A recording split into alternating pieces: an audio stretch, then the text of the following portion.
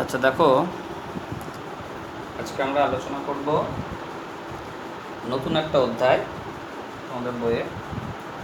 সেটা হচ্ছে মৌলের পৃথকীকরণ।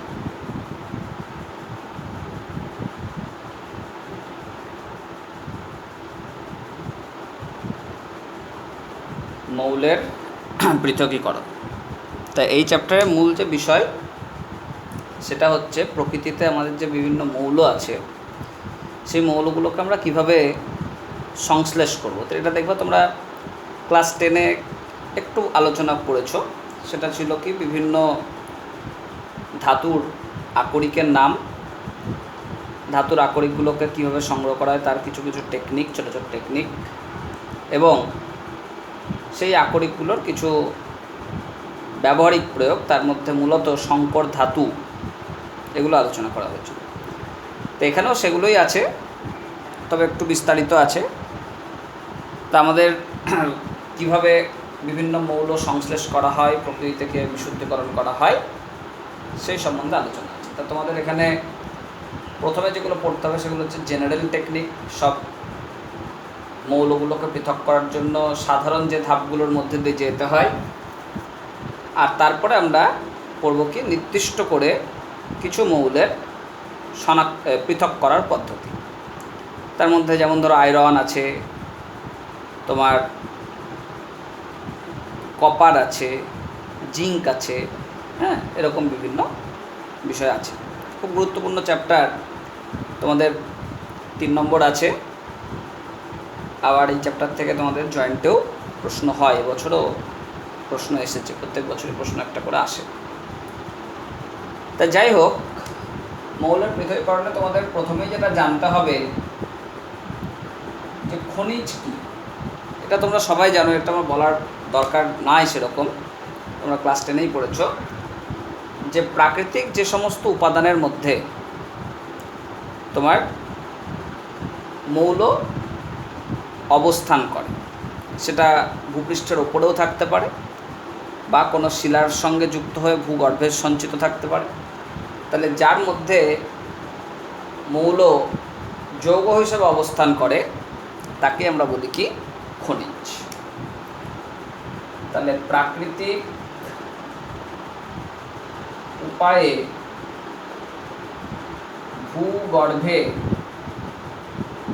বা ভূপৃষ্ঠে যখন কোনো মৌল যৌগ হিসাবে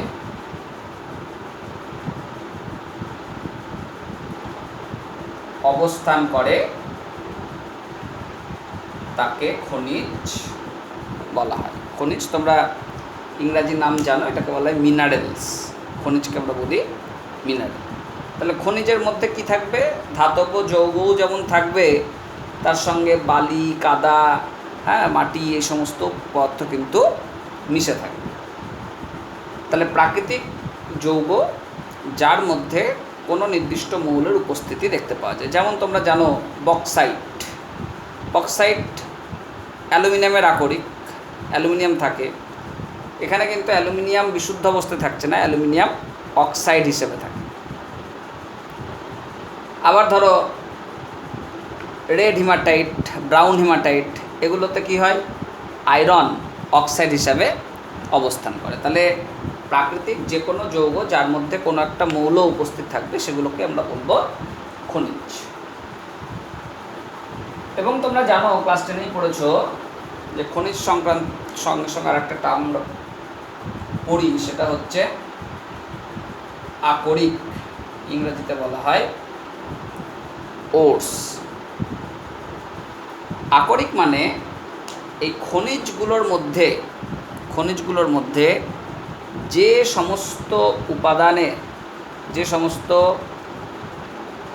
যৌগগুলোতে প্রাকৃতিক মৌলটাকে বেশি পরিমাণে পাওয়া যায়, যেখান থেকে আমরা কম খরচে উন্নত মানের ধাতু নিষ্কাশন করতে পারি, তাকেই আমরা বলি আকরিক বা ওরস। তাহলে বলবো কি, যে সমস্ত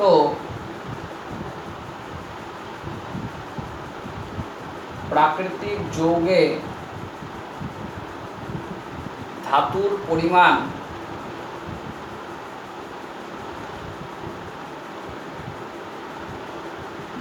পরিমাণ বেশি থাকে এবং যেখান থেকে কম খরচে উন্নত মানের ধাতু নিষ্কাশন সম্ভব হয় তাকে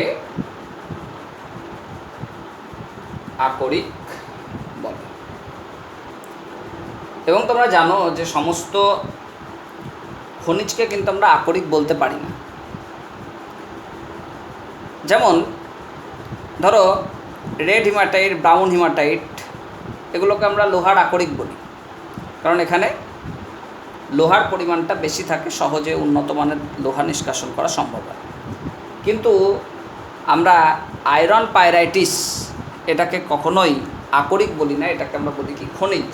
আয়রন পাইরাইটিস FeS2, যেখানে লোহার পরিমাণ খুবই কম থাকে, সেখান থেকে উন্নত মানের লোহা তৈরি করা সম্ভব হয় না, অশুদ্ধি প্রচুর মিশে থাকে, সেজন্য ওটাকে আমরা খনিজ বললেও আকরিক হিসাবে বিবেচনা করতে পারি না। এই জাতীয় প্রশ্ন তোমরা ক্লাস 10-এ পড়ে এসছো। তা যাই হোক, এবার দেখো আমাদের একটা টার্ম আছে যেটাকে বলা হচ্ছে খনিজ মল, ইংরাজিতে বলা হয় গ্যাঙ্গুই।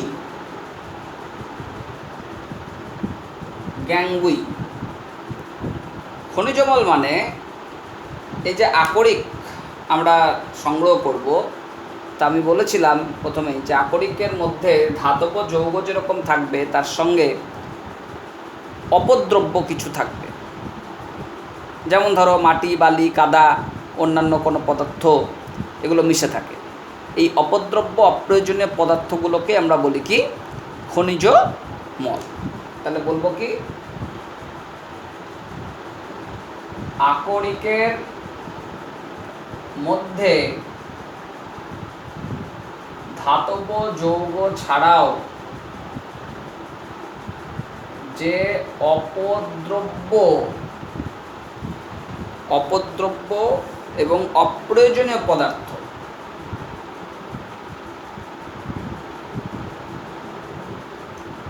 পদার্থ মিশে থাকে তাকে খনিজ মল বলে। তাকে আমরা বলবো খনিজ মল। তাহলে অপদ্রব্য যেগুলো থাকবে সেগুলোই হচ্ছে খনিজ মল। তো এখন এই খনিজ মল যেগুলো, সেগুলোকে আমাকে কী করতে হবে? ধাতু নিষ্কাশন করতে গেলে সেগুলোকে অপসারণ করতে হবে।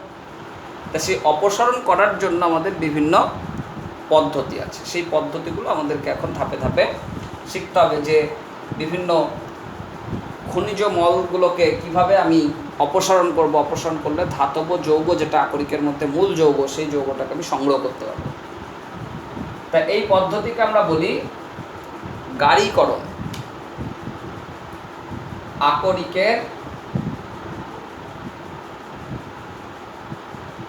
গাড়িকরণ, কনসেন্ট্রেশনটা কীভাবে বাড়ানো যায়। তা কনসেন্ট্রেশন বাড়ানোর জন্য আমরা যে পদ্ধতিগুলো ব্যবহার করি, প্রথমত তোমার ধৌতকরণ বা জল দিয়ে ধোয়া। তাহলে কি বলছি? ধৌতকরণ, জল দিয়ে ধোয়া। বিভিন্ন আকরিকের ক্ষেত্রে বিভিন্ন টেকনিক ইউজ করা হয়, সবগুলো কিন্তু গাড়িকরণের, অর্থাৎ খনিজ মলকে অপসারণ করে ধাতব যৌগ আমি সংগ্রহ করব। তো ধৌতকরণের জন্য কি করবে? তুমি একটা ট্রে নেবে, যে ট্রেটাই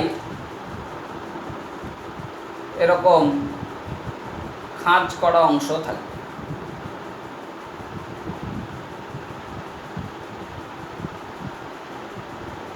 এরকম খাঁজ অংশ থাকবে।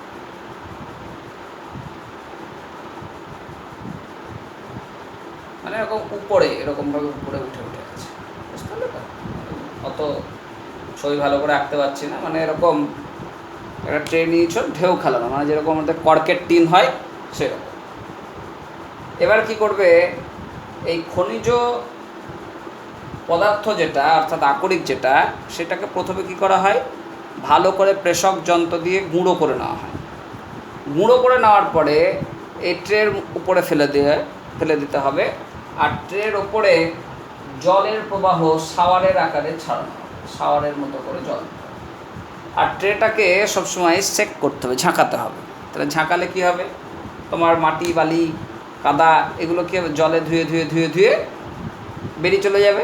আর যেহেতু আকরিকগুলো তুলনামূলকভাবে ভারী হবে, জলে দ্রবীভূত হবে না, তাহলে সেগুলো কী দেখবে, খাঁচে খাঁচে খাঁচে খাঁচে আটকে থাকবে। তাহলে আমি একটা ট্রে নিয়ে, কর্কের টিন যেরকম হয় ঢেউ খেলা, সেই কর্কের টিনের মতো তুমি কী করলে না, তো ট্রে নিয়ে তাতে আকরিককে নিয়ে ওটাকে আস্তে আস্তে আস্তে আস্তে জল দিয়ে ঝাঁকালে, তাহলে জল দিয়ে ঝাঁকালে দেখা যাবে যে আকরিকের মধ্যে যে মাটি বালি কাদা আছে সেগুলো অপসারিত হচ্ছে।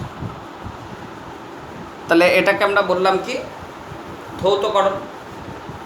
এছাড়া দেখো আর একটা গুরুত্বপূর্ণ পদ্ধতি আছে, যেটাকে বলা হচ্ছে ফেনাভাসন। খুব গুরুত্বপূর্ণ কথা, মাথায় রাখবে। ফেনাভাসন, ফেনাভাসন পদ্ধতি ইংরেজিতে বলা হয় fourth floating method. Fourth floating method. এই ফেনাভাসন পদ্ধতিটা মাথায় রাখবে, আমরা ব্যবহার করব সেই সমস্ত আকরিকের ক্ষেত্রে যে আকরিকগুলো হবে সালফাইড জাতীয়। তাহলে সালফাইড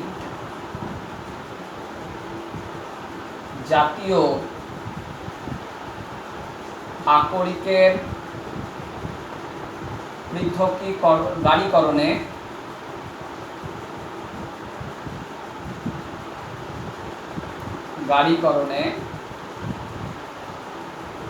ব্যবহার করা। তাহলে তোমার সালফাইড জাতীয় আকরিক কীরকম পাবে, যেমন ধরো জিঙ্কের আকরিক তোমরা পাও, জিঙ্কের আকরিক দেখবে জিঙ্ক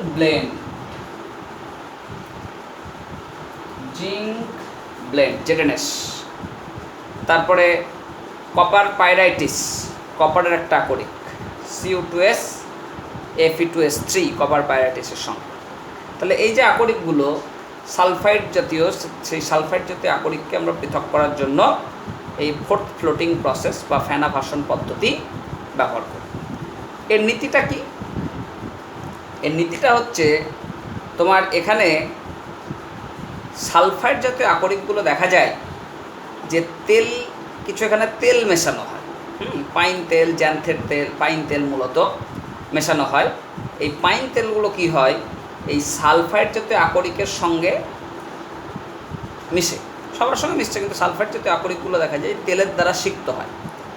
এবার তেলের দ্বারা সিক্ত হয়, এবার এগুলোকে যদি আমরা ওই তেলের দ্বারা সিক্ত করে ওর মধ্যে বায়ু চালনা করি এবং ওগুলোকে যদি আলোড়ক দিয়ে নাড়ানো হয়, তাহলে দেখা যায় ফেনা উৎপন্ন হয়।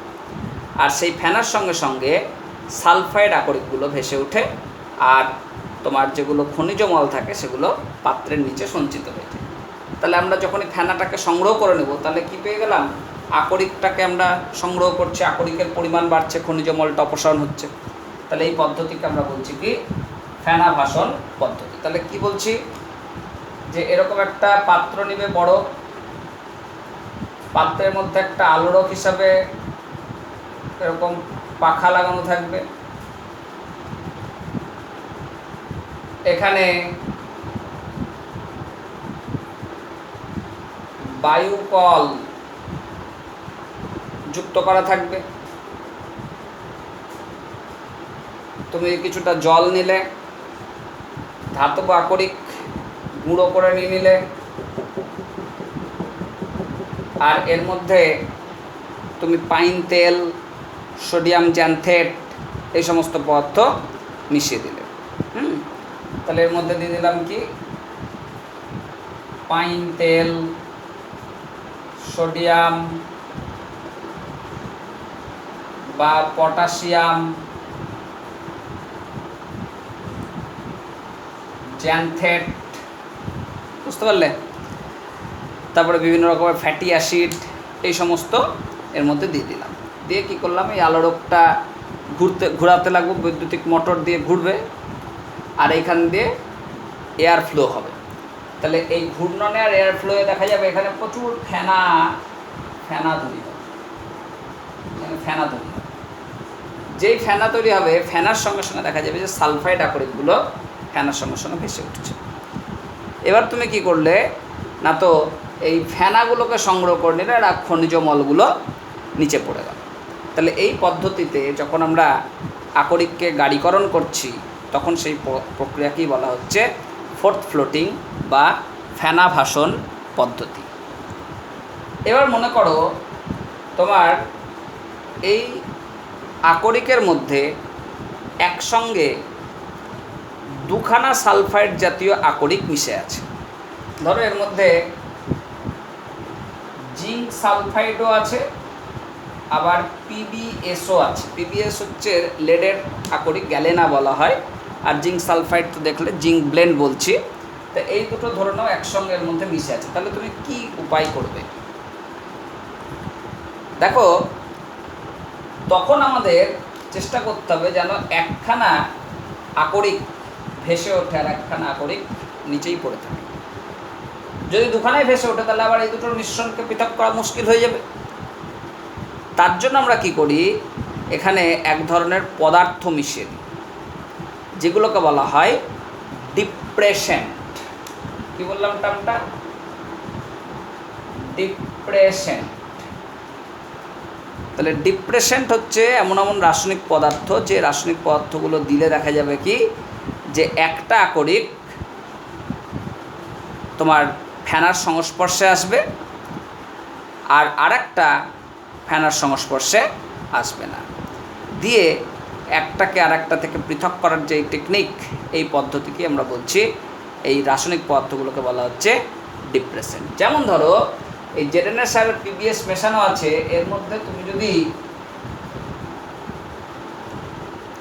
তুমি যদি তাহলে কি বললাম, পিবিএস আর জেডএনএস এর একটা মিশ্রণ আছে, এর মধ্যে তুমি কি করলে না, তো একটু সোডিয়াম সায়ানাইড যোগ করতে। সোডিয়াম সায়ানাইডকে এখানে আমরা বলবো কি ডিপ্রেশেন্ট। সোডিয়াম সায়ানাইড যোগ করা হলো।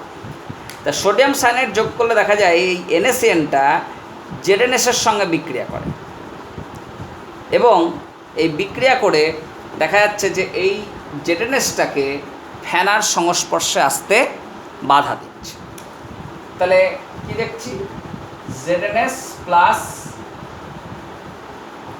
এনএসিএন দিয়ে একটা কমপ্লেক্স তৈরি হয়ে যাচ্ছে। কমপ্লেক্সটা হচ্ছে Na2ZnCN হোল 4,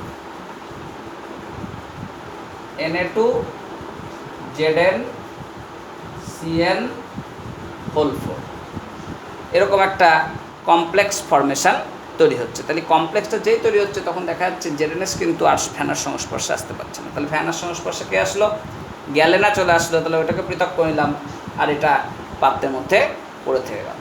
তাহলে এখানে একটা রাসায়নিক বিক্রিয়া হয়, তা বিক্রিয়াটা এরকম হয় 4NaCN প্লাস জেডএনএস, যে তৈরি হবে Na2ZnCN হোল 4 প্লাস তৈরি হয় Na2S। তাহলে এই টার্মটা মনে রাখবে, ডিপ্রেশেন্ট কাকে বলে, ডিপ্রেশেন্টের একটা উদাহরণ মনে রাখবে, কোন ক্ষেত্রে ব্যবহৃত হয় সেটা মনে রাখবে, তাহলে বোঝা যাবে। নেক্সট দেখো, আমাদের গাড়িকরণ করার আর একটা গুরুত্বপূর্ণ পদ্ধতি হচ্ছে চুম্বক ক্ষেত্রের সাহায্যে পৃথকীকরণ। চুম্বকের সাহায্যে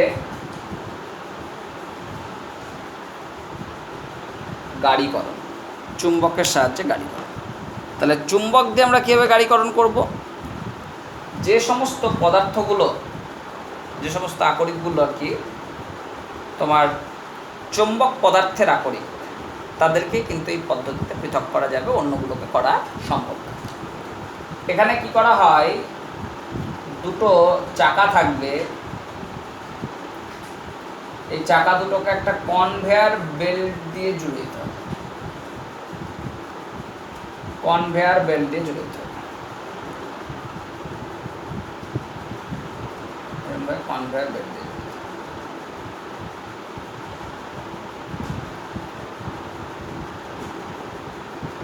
এবার এই একটার মধ্যে শক্তিশালী একটা চুম্বক রাখতে হবে,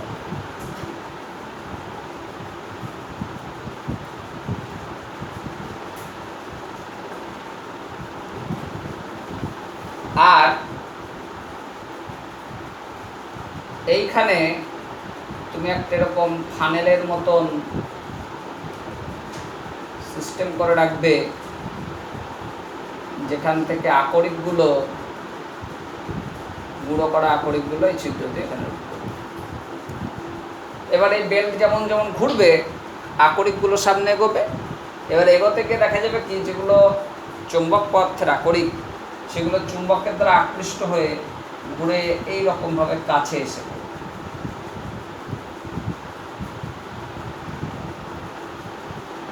আর যেগুলো চুম্বক পদার্থ না, অর্থাৎ খনিজ মল, সেগুলোকে ছিটকে গিয়ে এরকম দূরে দূরে গিয়ে পড়বে, ছিটকে গিয়ে দূরে দূরে গিয়ে পড়বে। তাহলে আমরা দেখব কি, এই রকমভাবেও কিন্তু আকরিকগুলোকে আমরা পৃথক করতে পারছি খনিজ মলের সঙ্গে। তাহলে এটাকেও আমরা বলবো একটা গাড়িকরণের পদ্ধতি। তাহলে গাড়িকরণের দেখো বিভিন্ন রকমের পদ্ধতি আমরা আলোচনা করছি। এই পদ্ধতিগুলো কিন্তু খুব গুরুত্বপূর্ণ। তোমাদের পরীক্ষায় ছোট ছোট প্রশ্ন 1 নম্বরের জানো, 3 নম্বর আছে, কোনো এমসিকিউ আসে না, 3 নম্বরই শর্ট তোমার এমনি বড় কোশ্চেন হিসেবে আছে। তা এখানে অনেক বিক্রিয়াও আছে, অনেক প্রশ্নও আছে, আর এরকম অনেক শর্ট কোশ্চেনও আছে। কী আসবে বলতে পারবো না, কিন্তু পড়তে হবে সব। 3 নম্বর কিছুই না, এই যা চ্যাপ্টারের ভলিউম আছে তোমার 3 নম্বর না 10 নম্বর থাকলে ভালো হতো। তাছাড়া যাই হোক, তোমাকে 3এই সন্তুষ্ট হতে হবে। তার জন্য পড়তে হবে সবই, আসবে কি না বলা যাবে। নেক্সট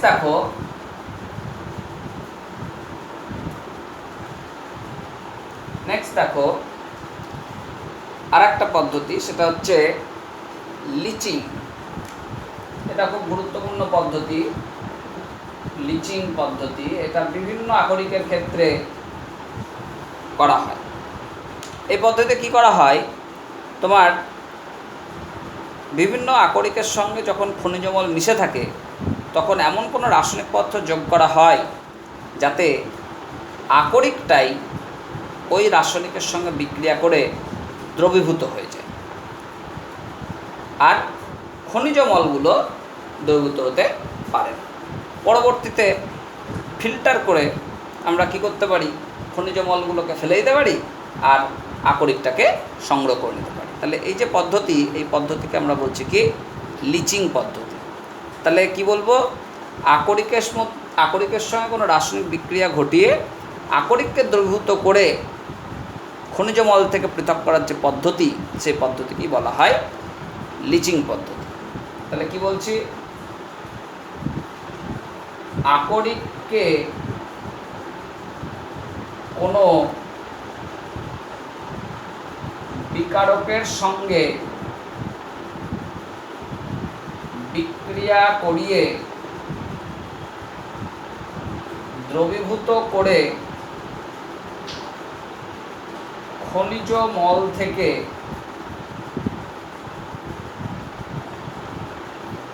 অপসারণ করার যে পদ্ধতি, তাকে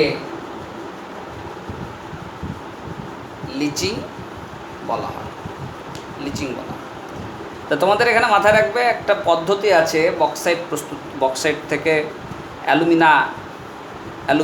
অ্যালুমিনিয়াম সেটাকে সংগ্রহ করার জন্য একটা পদ্ধতি আছে, বায়ার পদ্ধতি। সেই বায়ার পদ্ধতিতে এই তোমার স্টেপটাকে ব্যবহার করা হয়। তাহলে কি করা হয় দেখো, পরবর্তীতে আরও আলোচনা করব বায়ার পদ্ধতি নিয়ে, এখন জাস্ট একটু উদাহরণ বলি। তাহলে বায়ার পদ্ধতিতে বক্সাইট থেকে অ্যালুমিনা সংগ্রহ করা। কিভাবে? তোমার অ্যালুমিনার মধ্যে Al2O3, তার সঙ্গে দেখা যায় Fe2O3, TiO2, এরকম বিভিন্ন পদার্থ মিশে থাকে। তাহলে তুমি যে বক্সাইট নিচ্ছ, বক্সাইট তার মধ্যে Al2O3 এটা মূল উপাদান, এর সঙ্গে ধরো TiO2, Fe2O3, এই সমস্ত পদার্থ মিশে আছে। তাহলে তোমার কাজ কি? Al2O3টাকে সংগ্রহ করা, TiO2, Fe2O3 এগুলো তোর কোনো কাজ নাই। তাহলে এখন আমরা পৃথক করার জন্য কি করব না, তো এটাকে NaOH যোগ করে দেব। তাহলে দেখা যায় যে Al2O3 এই NaOH এর সঙ্গে বিক্রিয়া করে জলীয় মাধ্যমে, দিয়ে তৈরি করে ফেলে সোডিয়াম মেটা অ্যালুমিনেট। সোডিয়াম মেটা অ্যালুমিনেট এরকম NaAlOH4, এটাকে বলা হচ্ছে সোডিয়াম মেটা অ্যালুমিনেট।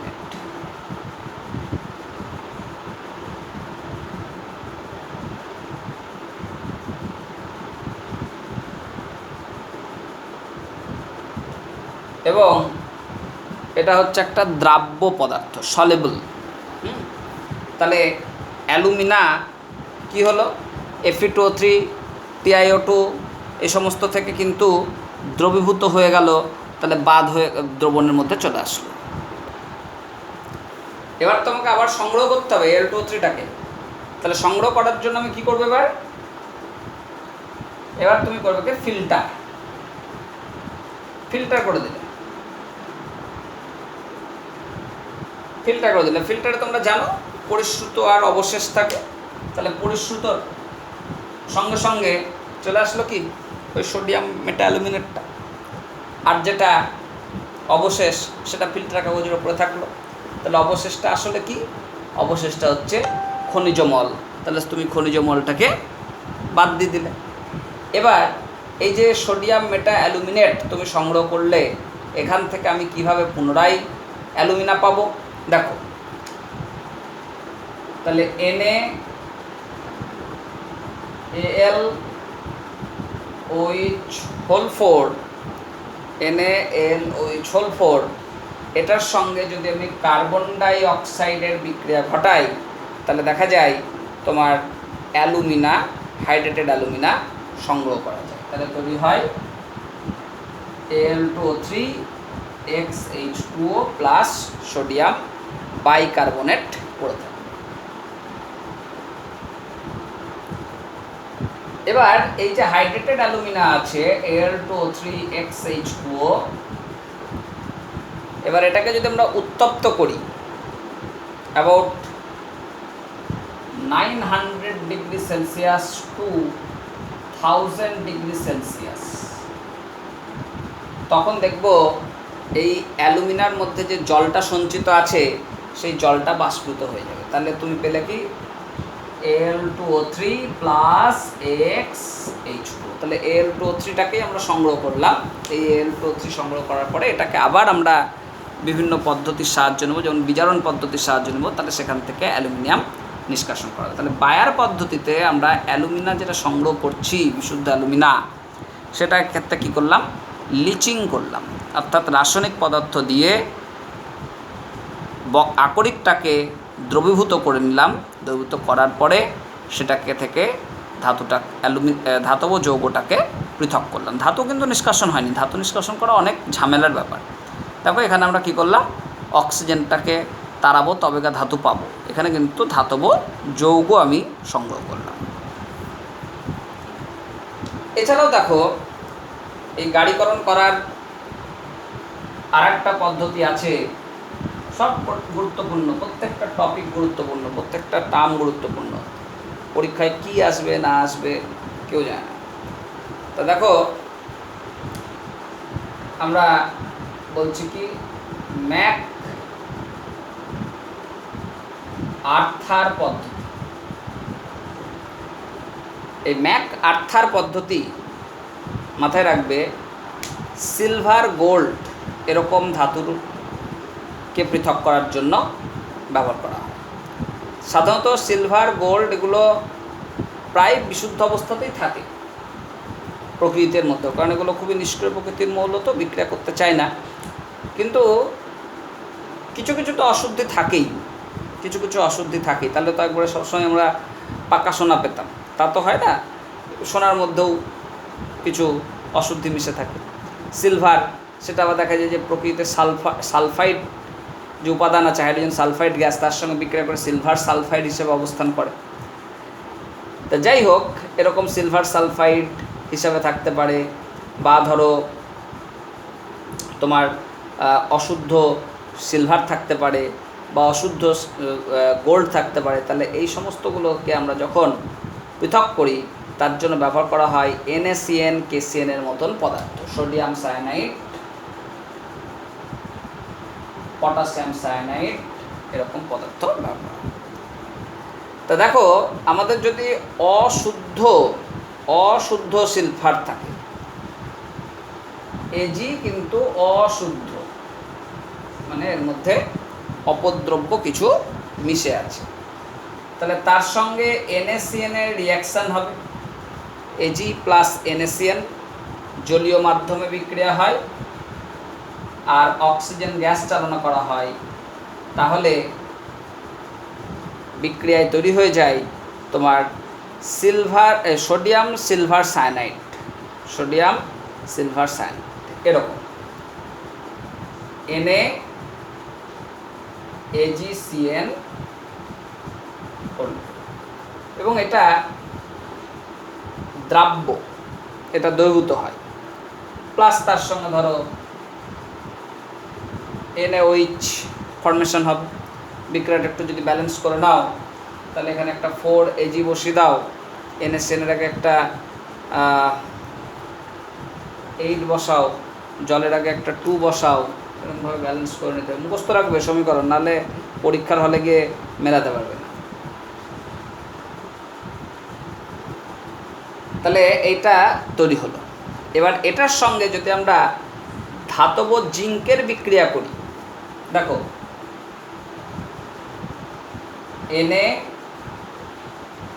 NaAgCN2 প্লাস Zn, এই রিয়াকশান করলে দেখা যাবে ধাতব জিঙ্কটা সিলভারকে প্রতিস্থাপিত করে। তাহলে তৈরি হয়ে যায় এরকম একটা complex Na2ZnCN4 plus Ag, Na2ZnCN4 plus Ag। তাহলে এই প্রক্রিয়াতে আমরা কিন্তু এটাকে পৃথক করতে পারছি। বোঝা গেল? তাহলে অশুদ্ধ সিলভারের থেকে এইভাবে করলাম। তুমি যদি সিলভারটা সিলভার সালফাইড হিসেবে অবস্থান করে, তাহলে কি করবে? দেখো, যদি সিলভার সালফাইড হিসেবে থাকে Ag2S হিসাবে, তাহলেও এর সঙ্গে NaCN এর বিক্রিয়া ঘটাবে। তাহলে NaCN এর বিক্রিয়া ঘটালে একই জিনিস তৈরি হবে, NaAgCN2, দ্রাব্য একটা কমপ্লেক্স হয়ে গেল, প্লাস এখানে তোমার তৈরি হয় Na2S, তাহলে এখানে একটা 2 বসিয়ে দাও, 2 2 4, তাহলে এখানে একটা 4 বসিয়ে দাও, 4 NaCN দিয়ে দাও, তাহলে মিলে গেল। এবার এই যে কমপ্লেক্স তৈরি হলো, সেটা পুনরায় কী হবে? ধাতব জিঙ্কের সঙ্গে বিক্রিয়া করলে দেখো বিশুদ্ধ সিলভার তুমি মুক্ত করতে পারছো। আবার তোমার যদি অশুদ্ধ গোল্ড থাকে, গোল্ডগুলো কিন্তু সালফাইড হিসাবেও অবস্থান করে না। গোল্ড খুবই নিষ্ক্রিয় প্রকৃতির, তার জন্য দেখবে আমরা এগুলোকে গহনা হিসেবে ব্যবহার করি। আমরা লোহা তামাকে গহনা হিসেবে ব্যবহার করতে পারি না, কারণ কি? লোহা তামা মরতে লেগে যাবে, ক্ষয় হয়ে যাবে, তুমি পড়তে পারবে না, কালার নষ্ট হয়ে যাবে, আকৃতি নষ্ট হয়ে যাবে। কিন্তু তোমার সোনা কী হয়? দীর্ঘদিন, বছরের পর বছর একই রকমভাবে তার বর্ণ, উজ্জ্বল বর্ণ ধরে রাখে, এবং আকৃতি ডিজাইনের কোনো পরিবর্তন হয় না। তা মাথায় রাখবে, আমি যদি গোল্ড গোল্ডকে যদি তুমি শুদ্ধকরণ করো তাহলে কি নেবে, অশুদ্ধ গোল্ড নিতে হবে, ইমপিওর গোল্ড।